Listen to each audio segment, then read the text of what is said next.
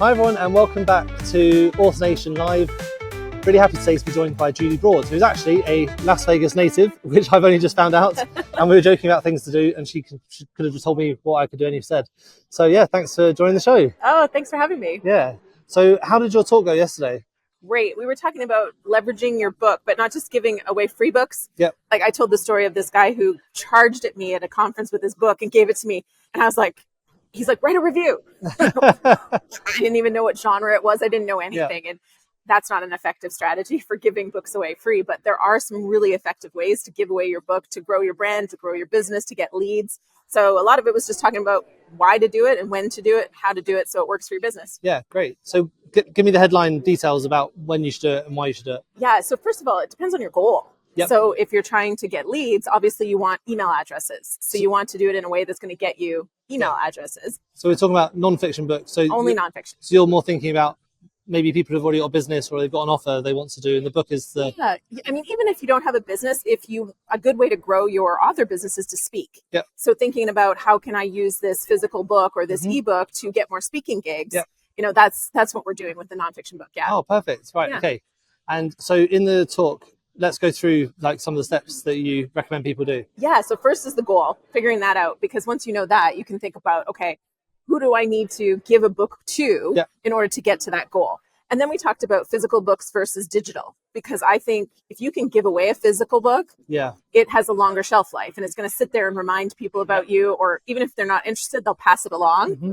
But obviously there's costs to that and figuring out who are you going to give it to and when. So we talked through, the scenarios of when to do it and how to do it. We talked about software to execute this, because if you're giving away a digital book or even a physical book, you have to make sure you've got an email system and a funnel. So we walked through all of those pieces. So do you use things like book funnels for the distribution? And Yes, for audiobooks, we use Story Origin as well. We like them both. We were just chatting to, when you came over. Evan, yes. So we use Story Origin for ebooks. I use Book Funnel for audiobooks. Yeah. Right. Okay, cool. And so when we're talking about physical books, so you're talking about going to trade shows and things like that. Is that what you mean? Yeah, or events. If you happen to be attending some sort of a networking event, that can be a great opportunity as well. Yeah. So, I mean, usually it's easier to do it in person, but we also mail them to certain people as well. Right. Okay. Yeah. Do you have any good examples of books that this tactics works quite well for? I mean, my own book. The very first, actually, one of the things I talked about was my first book. It was a real estate investing book, and I partnered with a magazine in Canada, which is where I'm from originally before I moved to the States. And I gave them 250 copies of the book in exchange for them to promote it as part of their subscription. So get a 2-year subscription, you get a book. But then they promoted me and my business everywhere. I was at their events. I was in their magazine. And so that was an example of a really effective promotional strategy where it only cost me about $1,500 and I got probably $30,000, $40,000 worth of exposure in exchange. Wow. Mm-hmm. Nice.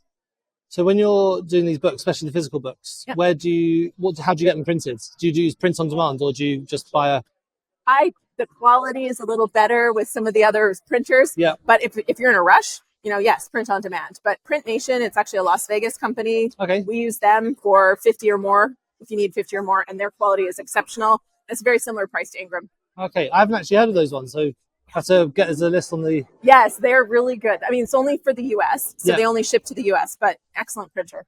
Right. Amazing. Now, with non-fiction businesses that you've worked with, who are the sorts of businesses that usually work quite well for this? Yeah, speakers, consultants, SaaS, software as a service. Those are all great examples. And this strategy of free books works really well for them, because it's not about the book. It's about what the book can open the door to and where they can maybe be exposed to getting more clients or even partner opportunities, corporation that now wants to hire them for workshops. That kind of thing. Yeah. Mm-hmm. Do you generally recommend that people write their own book, or can you outsource the get it ghostwritten or something like that? Yeah, I mean, my company has ghostwriters and writing coaches, so people do both. That's what you do, right? People do both. Talk us through book launches then a bit, because that's the reason why you're here, not just to do the talk. You want to promote book launches. So how's it work? I don't promote book launches as much here because our target audience is like a doctor, an engineer, an entrepreneur. Mm-hmm. They're not as likely to be here, but we love being around authors. But we have full service self-publishing. So we help you with the idea, editing, design, all the way through to marketing. We pitch you for podcasts, live appearances, run ads, do bookstore outreach, book award submission, the whole thing. Yeah.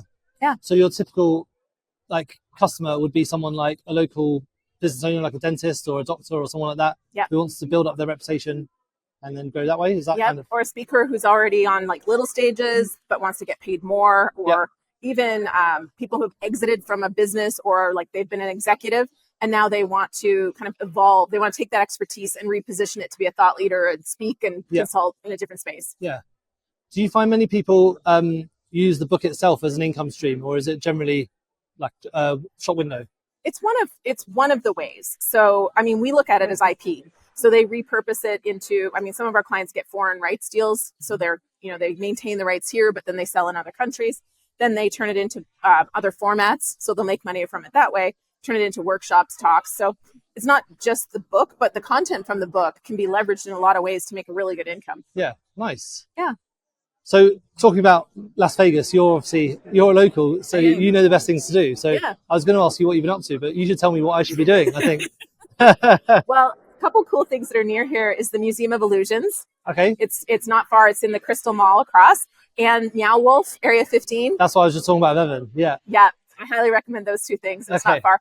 If you want to go a little distance, Red Rock is my favorite hiking place. I go out there every weekend. I love it. Oh, do you? It's not that far. It's like, from here, it's about a 40-minute drive. Yeah, nice. Yeah. Cool.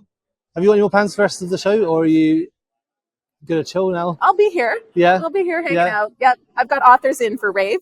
So a bunch of book launchers, authors are here. So we've got a nice big booth to help them sell and sign books. Yeah. Okay, cool. And for the for these sort of conferences, do you go to a lot of conferences, and what do you get out of going to them? Yeah, I always look for nuggets.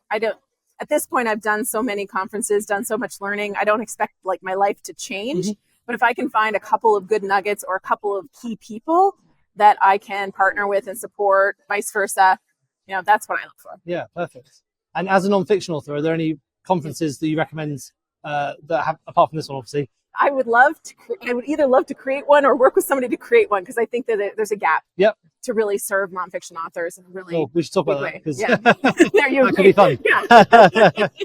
Yeah. So no, the shorter answer is no. I haven't found a great one. There's lots of virtual events, but one that's in person, bringing nonfiction authors together. To my knowledge, there isn't a great one. Yeah. In the UK, there's a Business Book Awards. Ooh, cool. And I interviewed her like 2 weeks ago. Yeah. And she's writing a book she's created some software about writing a book using AI. Oh, yeah. So it helps with that sort of thing. So cool. I put you in touch.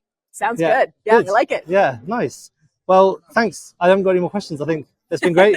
Have you got any tidbits for people about what you've got out of the show? Like any really good recommendations that you would want to leave people with? I mean, the same old thing I think comes out, but it's not because it comes out all the time. Yeah. Which is imperfect action. Right. Just take action, try something. It might not work, but it'll teach you something so you can move forward. And it's like a zigzag. There's not a straight line to success. Yeah. Brilliant. Well, thanks so much for coming on the show.